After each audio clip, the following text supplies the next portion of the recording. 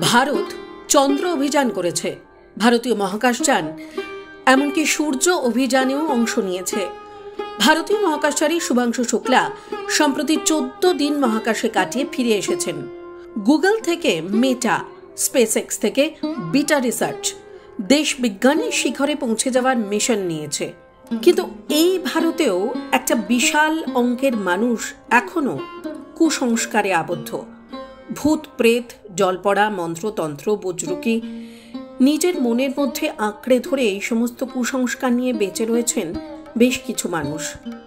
তাদের সচেতন করতেই এবারে শারদোৎসবে পূর্বাচল উদয়ন সংঘের থিম চোখ থাকতে কানা। এই সমস্ত মানুষের সরল বিশ্বাস আর দুর্বল মনের সুযোগ নিয়ে ব্যবসা ফেঁদে বসে একদল অসাধু ভণ্ড ধান্দাবাজ। অনেক হয়েছে, আর নয়।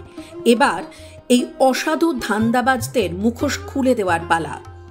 মায়ের পুজোর চেয়ে ভালো সুযোগ আর কি বা হতে পারে এই ভণ্ডদের মুখোশ খোলার জন্য? এই পুজোয় এবারের মেগা চমক সনাতন দিন্দা আর সোমনাথ মুখোপাধ্যায়ের যুগলবন্দি। মায়াবী আবহে অসাধু ভণ্ড ধান্দাবাজদের মুখোশ খোলার কাজ শুরু হবে আর মাত্র কিছুদিনের মধ্যেই। শুধুমাত্র দেবীর বোধনের অপেক্ষা। টাইমস নাও খবর।